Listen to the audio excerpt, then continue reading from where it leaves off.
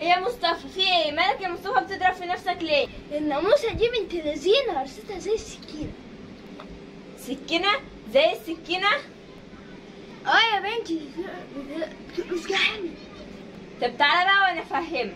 استنى بقى، عشان انا اول ما سمعت قرصتها زي السكينة دي افتكرت حاجة مهمة. حبيبتي افتي. لا استنى والله انا ما بهزرش، هحكي لك حكاية حلوة قوي. انا سمعت قبل كده في سورة البقرة لما ربنا ضرب المثل ببعوضة، وقعدت افكر اشمعنى البعوضة دي بالذات اللي ربنا ذكرها، ما هو في حاجات كتير قوي غيرها. بصراحة اكتر انا مش شايفة ان البعوضة دي شيء يستحق التعجب يعني. بصراحة اكتر لما قعدت افكر خفت لاكون من الجاهلين. فضلت بقى مركزة مع الآية دي وشغلت دماغي اللي ربنا ذكرها في القرآن: واما الذين كفروا فيقولون ماذا اراد الله بهذا مثلا. او بعدين قولي شكل الموضوع شيق. وبعد بحث واسئله كتير عرفت حاجات عجيبه. عرفت ان انثى البعوضه ليها 100 عين في راسها، تخيل. يا نهار ابيض، 100 عين؟ ايه ده؟ مش كده وبس، دي كمان ليها 48 سنه في بقها. لا انت كده بتهزري. فين عليك؟ مش اللي قد كده الناموسه؟ لا عمرها موت فين؟ اه يا ابني، عندها 48 سنه في بقها وعندها 100 عين في راسها.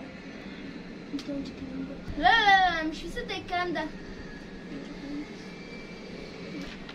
ايه وانا شايفاك بتشرف نفسك كده ليه؟ اصبر عليا بس كده، لسه بدري. ركز معايا كده واهدى عشان في حاجات جميله لسه هقولها لك. قولي يا اختي قولي. الناموسه دي بقى اللي هي البعوضه عندها 6 سكاكين في خرطومها،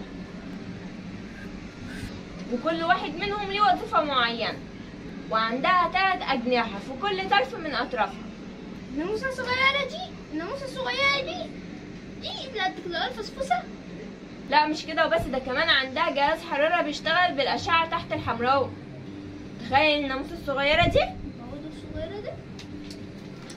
جهاز الأشعة تحت الحمراء بيعكس لون الجسم البشري في الضلمة ويحوله للون بنفسجي، وده زي أنظمة الرؤية الليلية اللي بيستعملوها الجنود.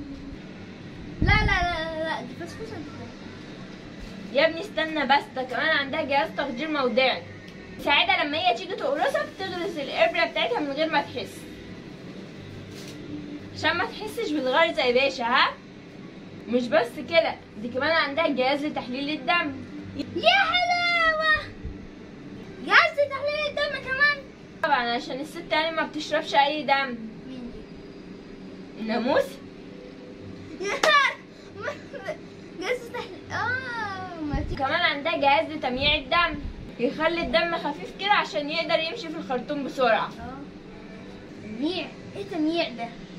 بيخفف اللزوجه بتاعه الدم عشان يبقى سهل الامتصاص. استنى، ده كمان مزوده بحاسه شم قويه، تقدر تشم ريحه عرق الانسان من مسافه 60 متر. ايه يا ستي اللي انت بتقوليه ده؟ ايه القرف ده يا ستي؟ يعني ما تلاقيش الا تشم القرف ده؟ ازاي الناموسه دي بتقدر تشم من 60 متر؟ ده انا بقف على باب الشقه بشم ريحه الاكل ده. يا ابني استنى بس، العجيب في الموضوع ان العلم الحديث اكتشف ان في حشرة صغيرة جدا بتعيش فوق ظهر البعوضة، مش بتشاف الا بالمجهر، وده اللي ربنا ذكره في القرآن الكريم: ألا إن الله لا يستحي أن يضرب مثلا ما بعوضة فما فوقها. البعوضة والكائن الصغير اللي فوق، يعني الناموسة الصغيرة دي في كائن صغير أصغر منها بيعيش فوقيها، احنا عمرنا ما نقدر نشوفه. سبحان الله، فعلا حاجات غريبة أوي. وده طبعا بيعرفنا قدرة ربنا ولله في الخلق شؤون. لا أنا بجد استفدت جدا من هذه المعلومات الشيقة. لو انتوا استفدتوا زي ما انا استفدت كمان، اشتركوا في القناة وحطوا لايك حلو كده جميل. شجعونا بقى عشان تشوفوا مننا كل جديد. سلام.